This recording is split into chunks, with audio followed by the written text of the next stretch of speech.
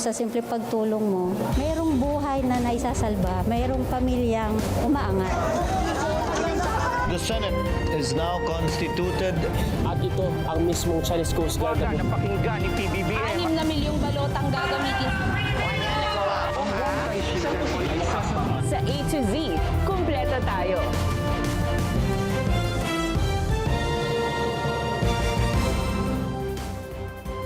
Luzon, Visayas, Mindanao at buong mundo. Ngayon ay Lunes, unang araw ng Hunyo 2026. Ako si Barbie Mulak at ito ang balitang A to Z. Senator Jinggoy Estrada, ide-detain sa New Quezon City Jail sa Payatas matapos ang opisyal na pag-aresto sa kasong pandarambong. Dating DPWH Secretary Manuel Bonoan, tumaas ang presyon sa gitna ng pagsilbi ng warrant of arrest at dinala sa PNP General Hospital. Kampo ni VP Sara Duterte, naghain ng male-maletang tugon sa Articles of Impeachment sa Senado.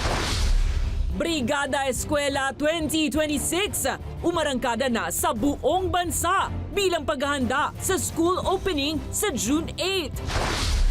Sa showbiz, Robbie at Mikey Domingo, masayang ibinahagi ang kanilang bagong housemate. At Miss Colombia, wagi sa MGI All-Stars. Pambato ng Pilipinas na si Gazini Ganados, pasok sa top 5.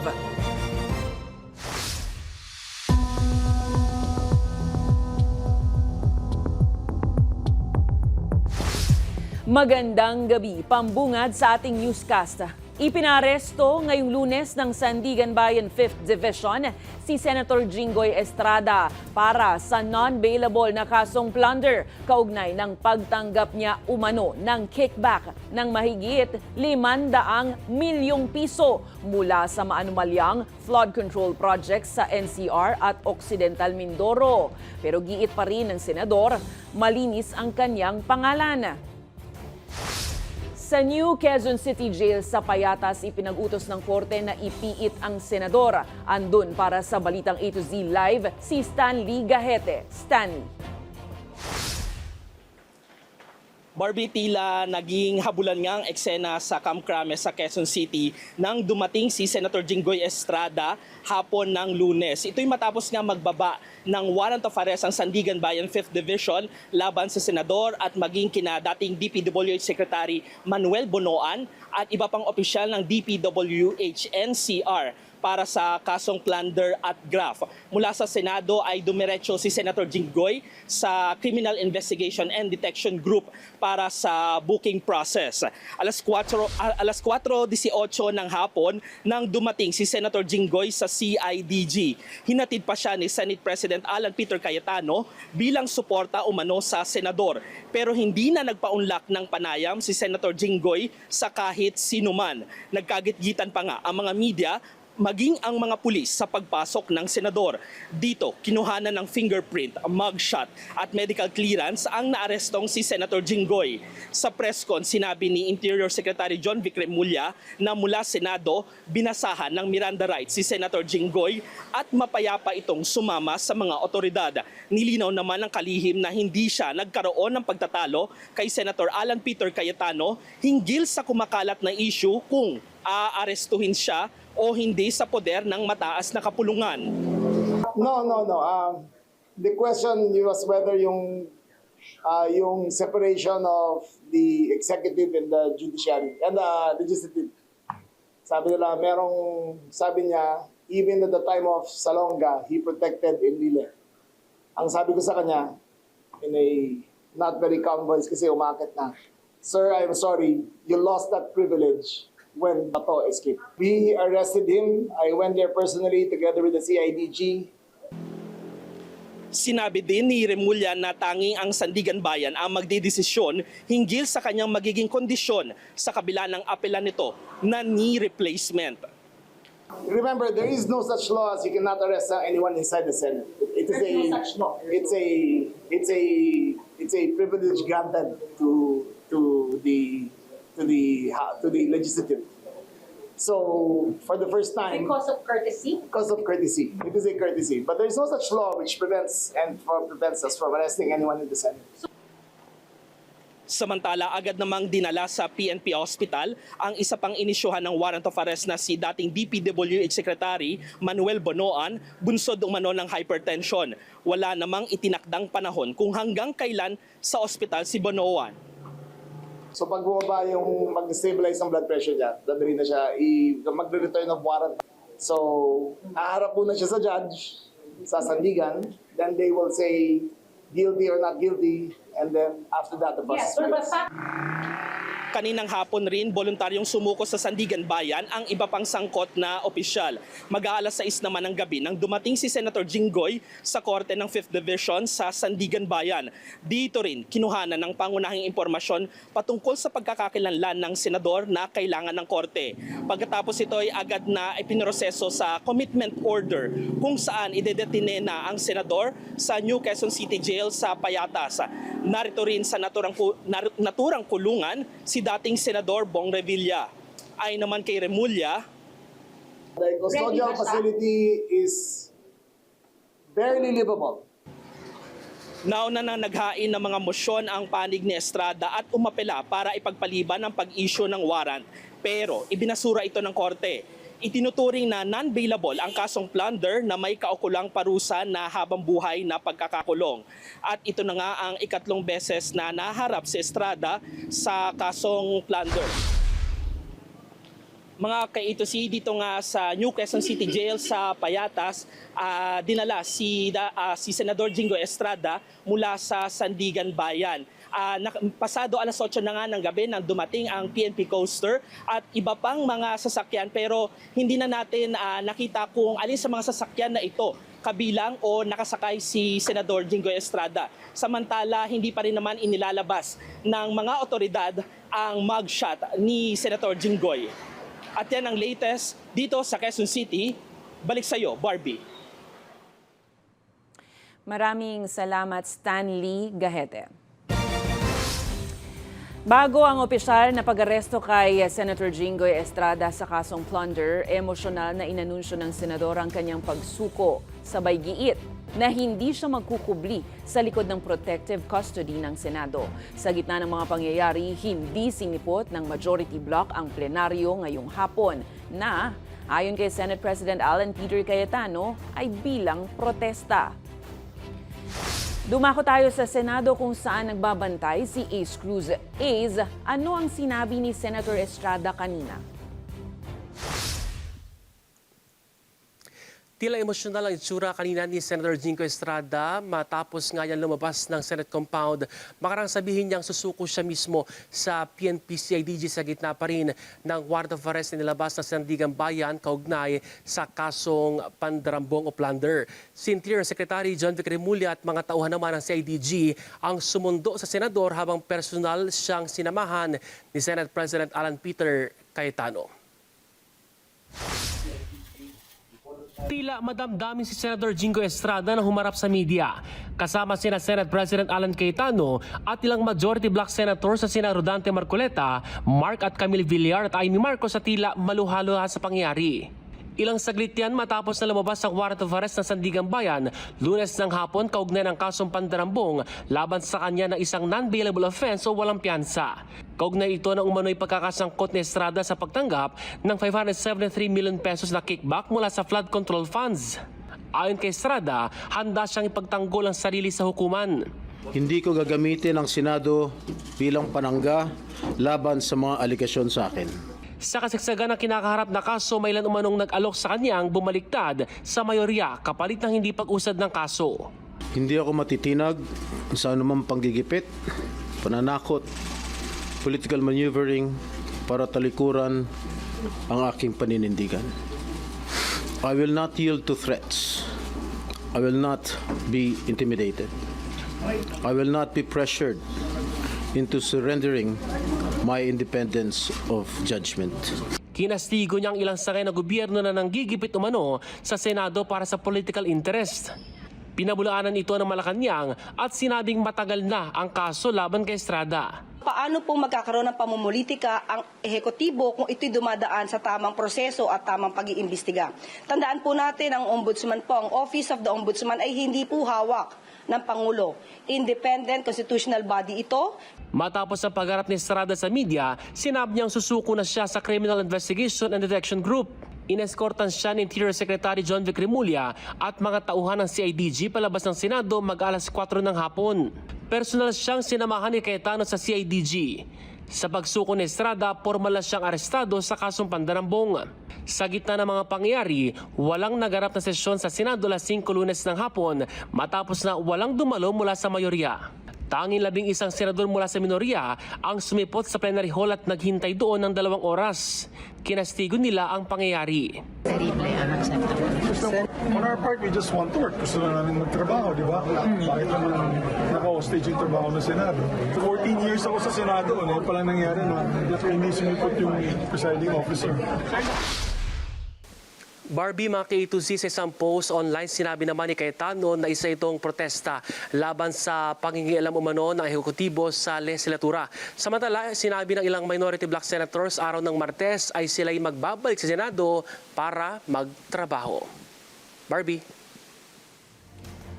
Maraming salamat, Ace Cruz.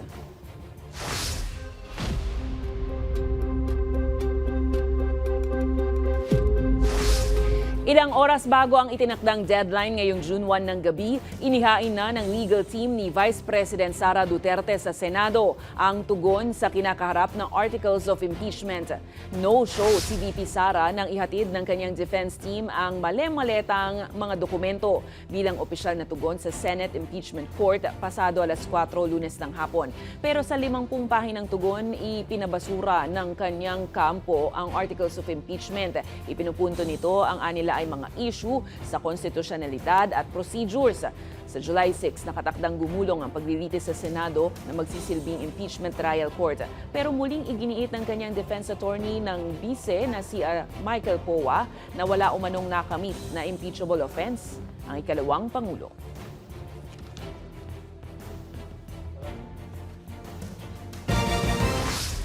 Samantala, mariing tinututulan ni Batangas 2nd District Representative at Lead Prosecutor sa impeachment case ni Vice President Sara Duterte na si Jervil Luistro ang panukala ng Senate Majority Bloc na pahintulutan ang mga senador na bumoto online. Ayon kay Luistro, dapat pisikal na dumalo ang mga mambabatas upang maayos nilang masuri ang mga testigong haharap sa pagdinig. Lumabas ang issue ng online voting sa harap ng pagkakaaresto ngayong araw kay Senator Jinggoy Estrada at pagpuslit ni Senator Ronald Bato de la Rosa na nahaharap sa arrest warrant ng International Criminal Court. Hindi naman naniniwala si Luistro sa alegasyon ng mayorya na pinupunteriya ang majority senators sa harap ng napipintong impeachment proceedings. Anya, ilan sa mga ito ay may nakabinbin na umanong mga kaso bago magpalit ng liderato sa mataas na kapulungan. Paalala na lang ng kongresista sa mga senator judges, huwag ibatay ang kanilang magiging boto sa mga pampulitikang alyansa. Let us not forget that the sovereign Filipino people will be watching us keenly, closely, diba? Which means that all of us, the prosecutors as well as the senator judges, will be judged as well by the viewing public, no? So if the evidence is strong and the decision of the senator judge is not aligned with the evidence presented, there might be repercussions.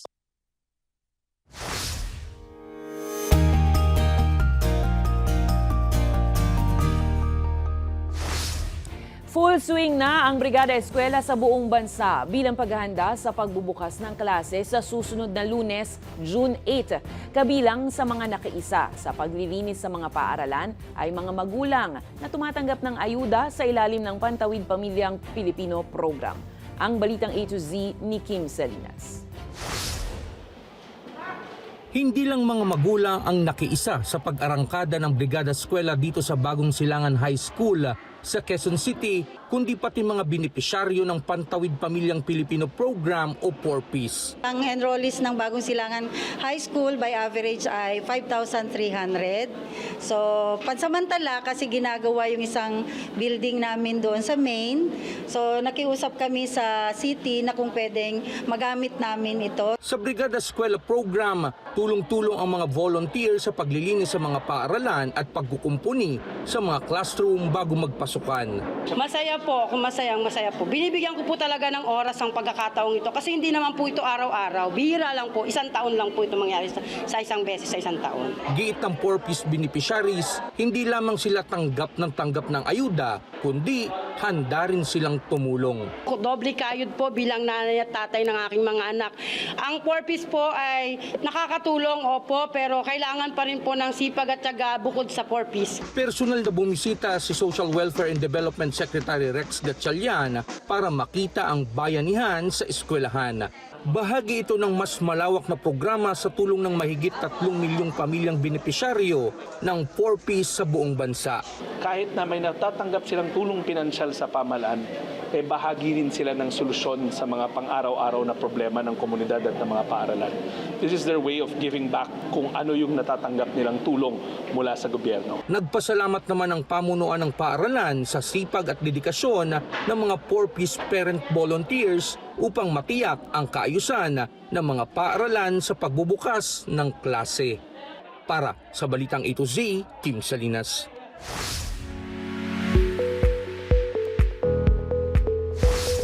Mga ka-A to Z, alam nyo ba na may matatagpo ang kuweba sa gitna ng mga naglalakihang gusali at urbanisasyon ng Metro Manila?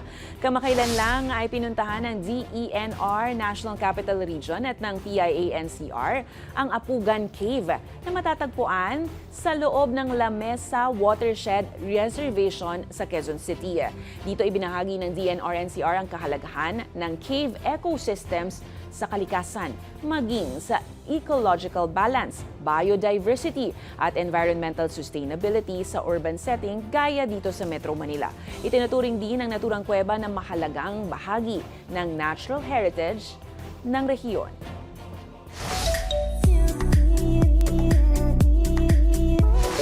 Goodbye pageants na nga kaya para sa Pinay beauty queen na si Gazini Ganados.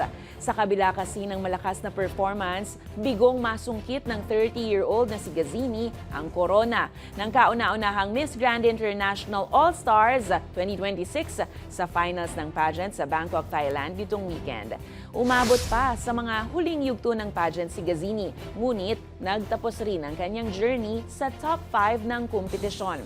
Ito na ang strongest candidate ng Team Philippines dahil ang iba pang Pinay candidates na sina Fusha Ann Ravena, Alexia Nunez, Imelda Schweihart at Kaylin Trajano ay hindi nakaabot sa finals. Sa huli, napunta kay Vanessa Pulgari ng Colombia ang MGI All-Stars crown habang itinanghal namang first runner-up si Faith Maria Porter ng Ghana at second runner-up si Nguyen Huong Giang ng Vietnam. Congratulations pa din para po sa Team Philippines at syempre sa mga nagsipagwagi. Susunod, Aplaska, Pasay Police Chief at 2 iba pa pinasupina na ng NBI kaugnay ng investigasyon sa Senate shootout. At sa palakasan, Pinay tennis sensation Alex Ayala muling sasabak sa Birmingham Open sa England. Abangan ang ulat sa pagbabalik ng Balitang A to Z.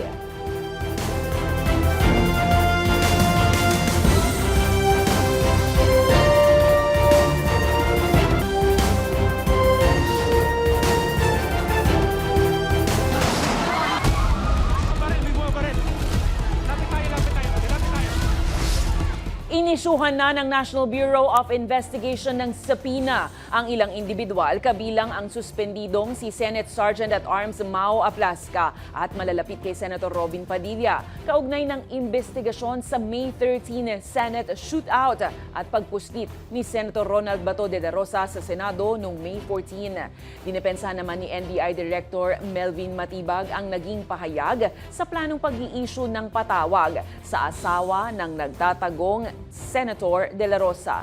Ang Balitang A to Z ni Naomi Almohano.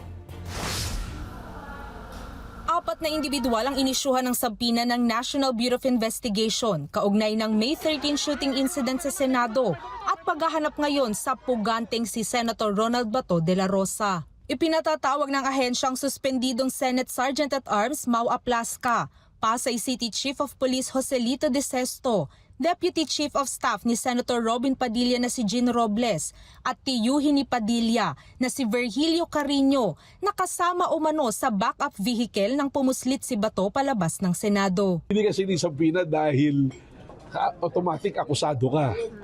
Kaya kasi sinisabina, you can give to shed light on a matter.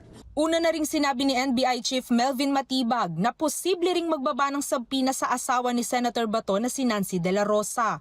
Bagay na kinastigo ni Senator Panfilo Lacson na aniyay trabahong tamad at pagpapakita umano ng incompetence sa intelligence work ng kagawaran. Baka nagkaangulo na yung ibang mga tao, iniisip siya sabina kasi para magipit si Senator Bato. Wala pong gano'n.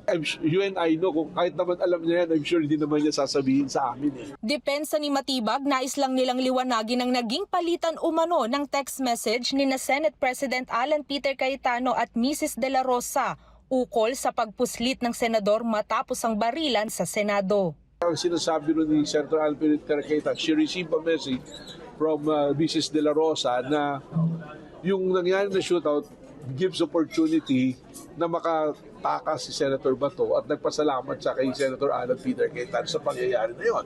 We'll ask Mrs. Bato kung Mrs. De La Rosa kung talaga bang may text at ano yung nature ng text. Patuloy naman ang mga otoridad sa paghahanap kay Senator De La Rosa. All possible leads, all informations we are pursuing, and the Philippine National Police is pursuing either minute, whether siya ito ay kausap, known address, known whereabouts at lagi niyang pinupuntahan, kinakausap niya ay ating pinupursu. Sa ngayon, isasangguni ng NBI ang posibleng sabpina sa may bahay ni Bato habang patuloy ang panawagan ng ahensya sa senador na kusang loob na sumuko na lang at harapin ang mga akusasyong ibinabato laban sa kanya. Para sa Balitang A to Z, Naomi Almojano.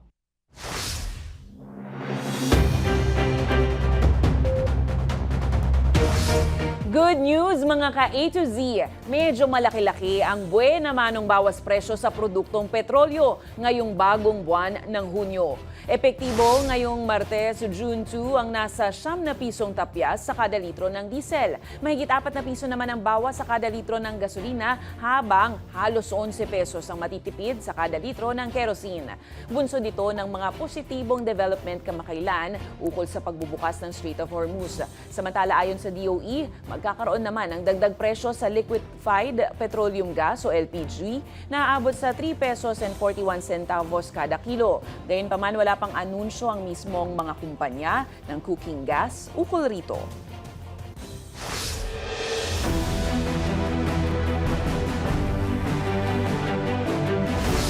Nagkasundo ang Pilipinas at Vietnam na palakasin ang kanilang ugnayan at palawakin ang kooperasyon pagdating sa depensa. Ipinresenta ang mga bagong kasunduan ng dalawang bansa kasunod ng pulong ni Pangulong Ferdinand Marcos Jr. at President To Lam ng Vietnam ngayong araw sa Malacanang. Ayon kay Marcos, layunin ng bagong kasunduan na paigtingin ang kakayahan ng Pilipinas at Vietnam sa pagtugon sa mga hamon sa seguridad. Kabilang din sa mga nilagdaang kasunduan ng pagpapalakas sa information technology, turismo at edukasyon. Bagamat hindi direktang binanggit ni Marcos ang China, kapwa tinututulan ng Pilipinas at Vietnam ang mga iligal na panghihimasok ng Beijing sa mga karagatang sakop ng kani-kanilang bansa. Mababatid na patuloy na hindi kinikilala ng China ang arbitral ruling noong 2016 na nagpawalang bisa sa malawak nitong pag-aangkin sa South China Sea. We stand resolute in our commitment to the peaceful resolution of disputes grounded firmly in international law, particularly the 1982 United Nations Convention on the Law of the Sea, or UNCLOS, and the 2016 South China Sea Arbitral Award. Pabirong binati ni Palace Press Officer Undersecretary Claire Castro ng maligayang kaarawan si Vice President Sara Duterte ngayong araw. Ipinakita ni Castro ang isang larawan ni VP Sara, na ginamit sa pagbati kay Ramil Madriaga.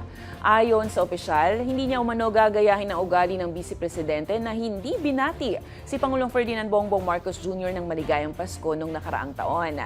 Dahil ayon kay Duterte, hindi niya umano alam kung magbabago ang ugali ng Pangulo.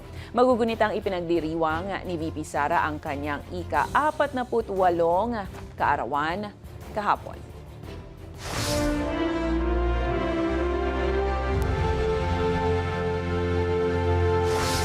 Patuloy ang pangunguna ni Vice President Sara Duterte sa 2028 Presidential Survey maging sa Net Satisfaction Ratings.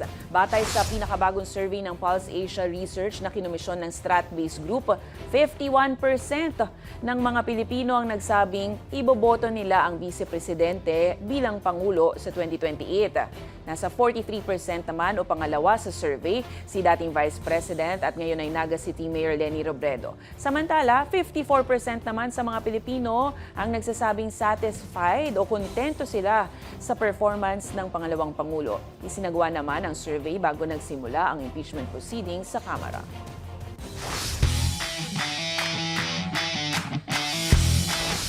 Muling sasabak ang Pinay tennis sensation na si Alex Ayala sa Women's Tennis Association 125 Birmingham Open sa England bukas. Makakaharap ni Ayala ang Australian tennis player na si Priscilla Hon. Bago ang kanyang singles campaign, sumabak muna si Ayala sa doubles kasama ang Czech partner na si Nikola Bartunkova. Matatandaang nakatakdasan ang makaharap ni Ayala ang Canadian tennis player na si Victoria Mboko, ngunit umatras ito sa kompetisyon. Sa aming pagbabalik sa showbiz, Robbie at Mikey Domingo masayang ibinahagi ang kanilang bagong housemate. Susunod na yan dito lang sa Balitang A to Z.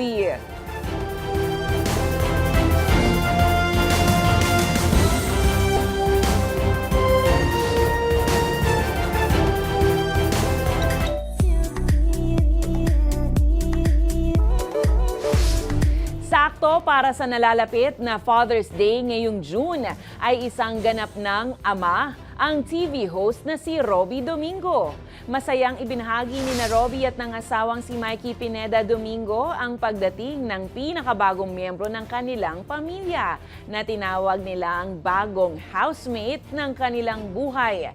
Extra precious ang moment na ito lalo't dumanas ng isang autoimmune na sakit si Mikey noong 2023 na nagpakumplika sa kanyang kalusugan. Pero all is well dahil in remission na ang sakit ni Mikey at itong Enero lang ay inanunsyo nga ang kanyang pagbubuntis.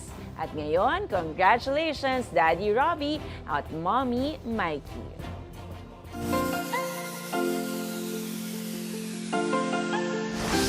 Mapa-lunchtime, dinner time o kahit anong oras pa yan, basta't kainan na, talagang ganado tayong lumafang. Pero bakit kaya sarap na sarap siyang kumain?